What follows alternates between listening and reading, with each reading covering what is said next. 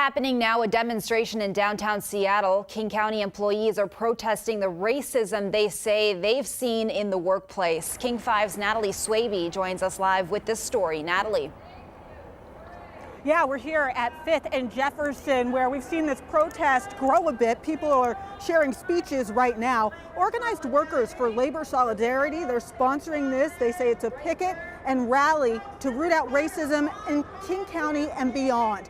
They're doing this near King County Executive Constantine's office because they say they want to send a message. They say last month at Metro's South Base complex, a black figurine was placed on a flagpole near what resembled a noose. They say that is just the latest incident of racism that they have brought to the county's attention. Organizers are also calling for an end to budget cuts, layoffs, and austerity measures that disproportionately impact black and other workers of color. Today, one protester, a King County employee, said he's not satisfied with the way his employer has responded.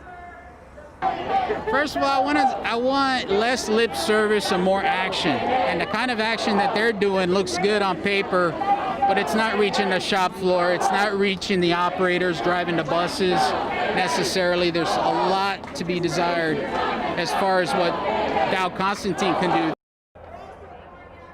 Back out live, Metro employees also held a protest in June, and in response, Metro published a blog post saying it acknowledged the pain and truth of a systemic racism issue. Metro also stated that it is committed to treating the root cause. Organizers here say that this protest is part of an ongoing effort to bring attention to the culture of racism and discrimination in King County workplaces. This is expected to continue until at least 6 o'clock tonight. Live in Seattle, Natalie Swaby, King 5 News. Natalie, thank you.